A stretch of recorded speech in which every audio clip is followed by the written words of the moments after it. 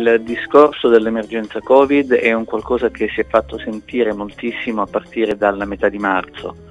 È però vero che noi soprattutto, insieme a tutti gli altri reparti, insieme alla direzione generale della ASL, stiamo mettendo in atto tutta una serie di misure che prevedono il più possibile un certo distanziamento fra le persone che si recano in ospedale e fra questi i donatori, che probabilmente qualche effetto lo stanno ottenendo. Dal punto di vista distanziamento, dal punto di vista gestione della sicurezza del donatore, noi abbiamo ulteriormente rafforzato il processo di prenotazione della donazione, che fa sì che il donatore, se volesse venire a donare, soprattutto a Taranto, che è il centro che storicamente ha il maggior numero di donatori per giorno, può tranquillamente telefonare allo 099 45 85 875 negli orari della mattina per prenotare l'orario della donazione. Questo fa sì che il donatore abbia la possibilità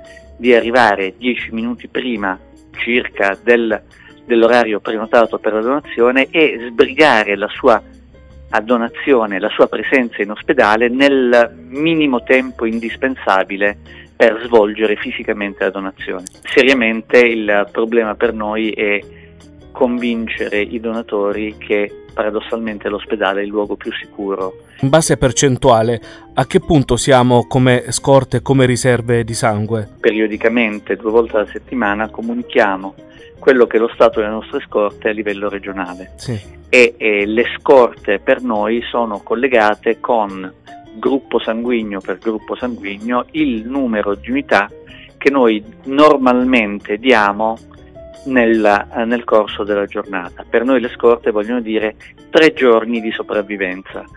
Da una decina di giorni noi ci troviamo con un valore di scorte per ogni tipologia di gruppo che va dal 30 al 50% in meno, se non qualcosa in più a seconda delle giornate, a seconda dei gruppi. Questo evidentemente ci mette in grossa difficoltà nel far fronte e alle emergenze e nel periodo estivo le emergenze non scompaiono, anzi, e soprattutto, cosa molto più preoccupante, alla gestione di tutti quei pazienti che hanno patologie croniche, i neoplastici, i pazienti ematologici, i talassemici, di cui sappiamo tutti Taranto non è sprovvista, diciamo così, che hanno bisogno di un supporto di globuli rossi, di piastrine che sia costante e soprattutto sia garantito, e questo è il problema più grosso per noi. Stiamo tentando di risolverlo, con l'aiuto dei donatori sicuramente ce la faremo.